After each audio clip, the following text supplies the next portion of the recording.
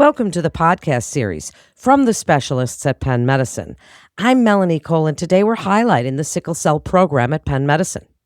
Joining me is Dr. Nadia Ali. She's the director of the sickle cell program at Penn Medicine, and Dr. Scott Peslak. He's the gene therapy lead and adult thalassemia program director at Penn Medicine. Doctors, thank you so much for joining us today. Dr. Ali, I'd like to start with you. Speak briefly about the causes of sickle cell disease, who it affects. It's not just a children's disease, is it? Tell us a little bit about it. Absolutely. And first off, thank you so much for inviting us to be here today and to speak to our colleagues. So, sickle cell anemia or sickle cell disease is a congenital mutation in the hemoglobin gene and alters the production of adult hemoglobin in all individuals. So, what actually happens is that the mutation leads to hemoglobin forming rigid polymers in deoxygenated red blood cells. I like to say like the red blood cells are like the bags that carry oxygen throughout our body. And the hemoglobin is really important in delivering oxygen to our muscles and organs and allowing us to function. In people who have sickle cell anemia or sickle cell disease, what ends up happening is that when the red blood cell goes through the body and goes into areas where the oxygen content is lower, the hemoglobin that is mutated ends up forming these long lines that make the red blood cells change in shape, so they get stuck in places in our body. They often do not survive very long, and you end up with chronic breaking apart of the red blood cells. This leads to the overall hemoglobin or blood cell level being lower, and then it also leads to periodic pain episodes and over time affects all parts of the body. So it's a congenital disorder that occurs in millions of people, and it causes lots and lots of morbidity and mortality. Well, thank you for that. So, Dr. Ali, sticking with you for just a second, how are the sickle cell programs at Penn Medicine reaching their respective patient populations for information and treatment? Tell us a little bit about the programs and the unique advantages that they hold. Well, I'm specifically working with the adult program here at Penn Medicine, and we have multiple ways that we reach out to individuals living with sickle cell disease, as well as specific programs for our patients. For example, we have a social worker in our program who meets with all of our patients and also has individual sessions for peer support, where patients can come together, allies of patients can come to learn more about sickle cell and just living with the disease and speak with one another. I'll also ask Dr. Peslak has been with Penn Medicine longer than me, and he has participated in many of these programs. Thank you, Dr. Ali. And it's a pleasure to be here as well, and really excited to be able to talk to the entire physician community about our sickle cell program here at Penn. I have been here at Penn for about 10 years or so. I study sickle cell disease in the lab as well as thalassemia, but I've been really involved in trying to promote and educate our patients and connect them with the community. I will say our nursing team and our sickle cell coordinator team is really fantastic at the transitions from the pediatric to the adult phases of life. We have an excellent embedded psychologist in our program that provides much of the mental health coordination and care for patients, which is a major burden of health in many of our sickle cell patients. We have an excellent research team, and we have several different research registries that we're trying to understand how sickle cell disease affects patients throughout their lifespan, as well as developing new interventional and observational trials for sickle cell patients across the lifespan.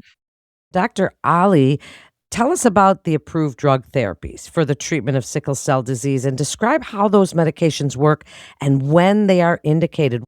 Unfortunately, we don't have very many drugs in our toolbox. Currently, there are only 3 drug-modifying therapies that are FDA approved.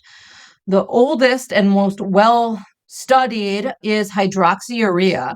So hydroxyurea is a chemotherapy drug that was initially used for acute leukemias, but it has been studied very thoroughly and found to alter the production of hemoglobin in the bone marrow. And we can use this to our advantage in the induction of fetal hemoglobin, which is a type of hemoglobin that is made before birth and really in the first 6 months of life. So after the first 6 months of life, we start to make adult hemoglobin, and that's where the sickle mutation causes problems.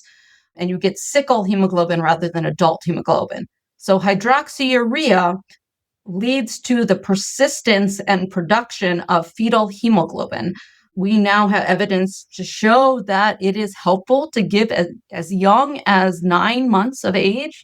For patients who have traditional sickle cell anemia, this drug can help increase levels of fetal hemoglobin, which can help increase blood levels overall. It can help decrease ongoing hemolysis.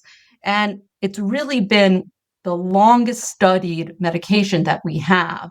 It was originally approved back in 1995 after the multi-center MSH trial came out in New England Journal of Medicine in 1995.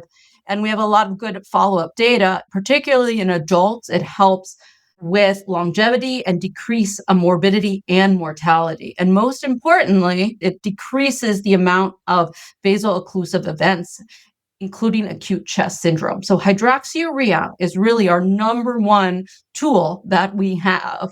And it has been well approved and well studied in children and adults. There are two other drugs that I'll briefly mention. The two others are L-glutamine and crizanlizumab. So both of those are a little newer, but we have pretty good data. But L-glutamine was actually approved first in 2017. L-glutamine is an amino acid, and it helps decrease oxidative stress within the red blood cell. So part of the pathology in sickle cell disease is that there is susceptibility to oxidative stresses. So L-glutamine works by decreasing and fighting back against that oxidative stress that is ongoing in the red blood cells. So this medication is a little more difficult to take. It's a powder twice a day, but it can be mixed with a lot of things. And it has shown in original studies to decrease pain and how frequently there are pain episodes. This is something that is another tool that we can reach to see if it will help. And in my experience, it has been very beneficial. The third one, which is completely different, is crizanlizumab, Criz for short. And it is an IV infusion, and it targets P-selectin. So it is not specific to the red blood cells. Rather, it works on decreasing stickiness inside the vessels. And this one is a little more mixed and nuanced. It is an infusion, and patients have to come to the infusion center. But in that sense, some people actually do prefer it because it's not an everyday medication. But it is an infusion initially given once every 2 weeks, just for 2 doses, and then monthly. I have found it to be very beneficial in some patients. And if I could just add 2 other points. One, with hydroxyurea, this is a medication that has been shown to be safe really all through childhood as well as adulthood. One of the big questions was, do we use this only in patients who have severe pain? And we've found through several studies, including something called the Baby Hug study that was published in 2011, that hydroxyurea is safe and effective in children starting at the age of 2 all throughout their lifespan. So really, I think with this drug, we're going to change the natural history of sickle cell disease in a very positive way. And we're going to see patients with much fewer complications as they come into their adult life. The other point I will say is that many patients who have certain kinds of complications, including a history of stroke, something called acute chest syndrome, which is an inflammatory disease of the lungs, or increased pressures in the heart, pulmonary hypertension, sometimes start regular red blood cell transfusions, something called exchange transfusions, in which we take the sickle cell blood out and transfuse in non-sickle cell blood. And this can really help to reduce the risk of recurrent stroke or other major complications or even severe pain longer term. But I think the important point to make with all this is this can be very complex, and talking to a comprehensive program like the one here at Hupp and Penn Medicine is really critical. We have 5 physicians and we're all excellent, and a really excellent nurse practitioner as part of our practice, in addition to the entire team that we mentioned earlier, that helps to understand which treatments are right for which patients and being able to offer either established therapies, more advanced therapies and trials, or even gene therapy, which I know we'll get to in just a few minutes. Thank you, both of you, and such a comprehensive program with a multidisciplinary approach. And Dr. Peslak, your work in the laboratory and the clinic is focused on the development of new therapies in sickle cell disease. Give us a little update on new and ongoing developments in your lab and the sickle cell field in general, because I think it's a pretty exciting time in your field. Absolutely. My laboratory here at Penn focuses on studying this fetal form of hemoglobin, as Dr. Ali mentioned before, the one that is changed and increased in the setting of hydroxyurea. We know that this works in many patients, but sometimes, even with the maximal dose of hydrea, in many patients, we don't achieve the effects that we want, which is really reducing as best we can and minimizing the amount of pain episodes that patients experience, minimizing their time in the hospital, maximizing their productivity, and ensuring they live productive lives. And so to do that, we are pursuing many different therapies involving a phosphatase, which is a chemical that helps regulate the activity of certain cells. And we're trying to understand the mechanism of this. This is something called PP6C. The other is looking at repurposing other medications that are used for other blood disorders, something called IMiDs, to try to understand how this works via a variety of high dimensional techniques, including looking at something called proteomics, all the proteins that are changed, all the different RNA that are changed, and the messaging that's changed, to really be able to not only use these in a safe way, but also potentially to be able to develop new and better drugs through engineering in our lab and many others through the field and in collaboration with our industry partners to be able to move this forward. Beyond fetal hemoglobin, which is what I focus on in lab, many other researchers throughout the country are trying to understand other ways to change the effectiveness of red blood cells in a way that these are more durable, less likely to break down. There's a newer therapy that's being studied, something called mitapivat, which helps increase energy levels in red blood cells and helps reduce the risk of these cells of sickling. That's being studied in a large phase 3 trial that we have participated in here at Penn. And there's many others that are trying to understand how do we change the individual risk of cells to reduce the amount of sickling and to improve the health of these red blood cells, again, to really allow our patients to have the best quality of life possible. One of the things that we as a field are trying to figure out is how do we measure this? How do we understand what is best for patients to be able to design clinical trials that are effective and that we can achieve appropriate endpoints? That's something we're really working on as a field to understand that better. But one of the things that we know is the most effective for achieving better outcomes in patients is fetal hemoglobin. And that's why I studied it in my lab. And we're excited to be able to present much of this work at next year's American Society of Hematology meeting, as well as the work that's been going on both at University of Pennsylvania and the Children's Hospital of Philadelphia, where I collaborate with many other physicians, including Dr. Garrett Blobel and Dr. Eugene Kondros, as well as Dr. Ashiz Abdul Malik and Stefano Ravella, all phenomenal scientists that are working on sickle cell disease and thalassemia in a really, I think, comprehensive and unique and creative way. That's fascinating. And Dr. Peslak, along those lines, over the past several years, 2 new gene therapies have been approved for the treatment of sickle cell in adults. Describe a little bit about the clinical trials and research that led to these therapies and the link between this research and the sickle cell programs at the University of Pennsylvania.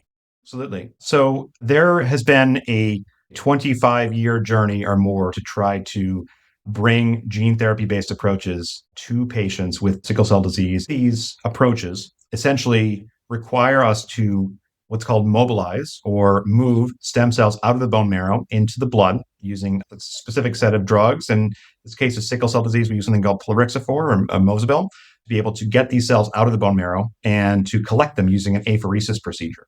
We then can partner with one of several different industry partners to change these stem cells in a way that provides benefit to patients.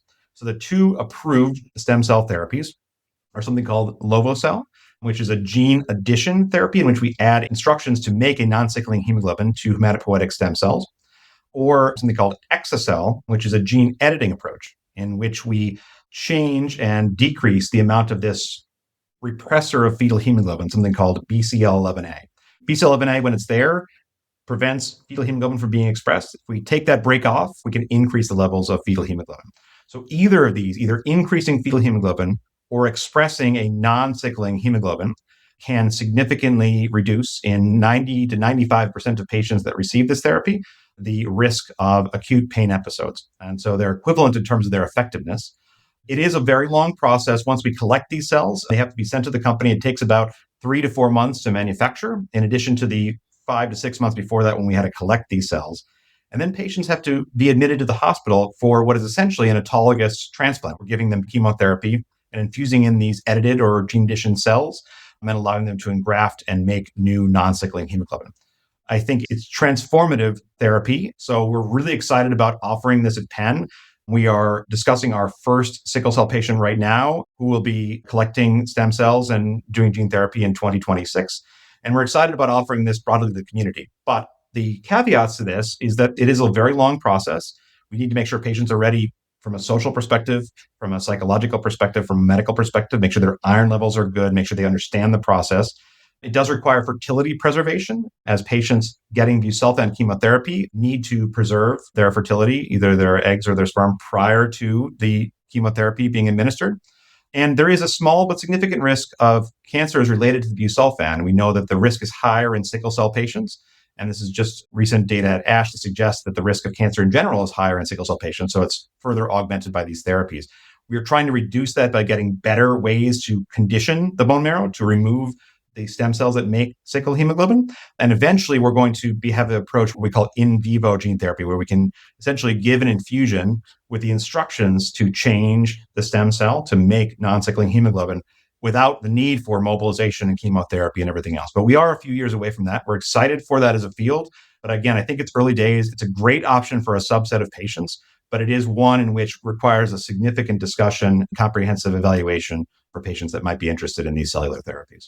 Do you have some final thoughts on how someone would contact the sickle cell program at Penn Medicine? It's 215-615-6555 is our main number. So that is the contact number for anybody that is interested in referral to the sickle cell program, either for a one-time consult visit, for a comprehensive visit, for advanced therapy discussion. If you call the clinic line, that will be redirected to our nurse navigator who will assess all the information given, give the person, patient, referring provider, anyone a call back to clarify. Thank you both so much for joining us today and telling us about such a comprehensive approach at Penn Medicine, for sharing your expertise. Thank you again for joining us.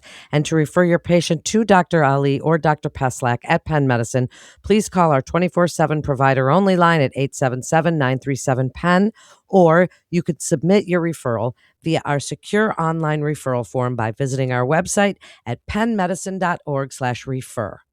That concludes this episode from the specialists at Penn Medicine. I'm Melanie Cole.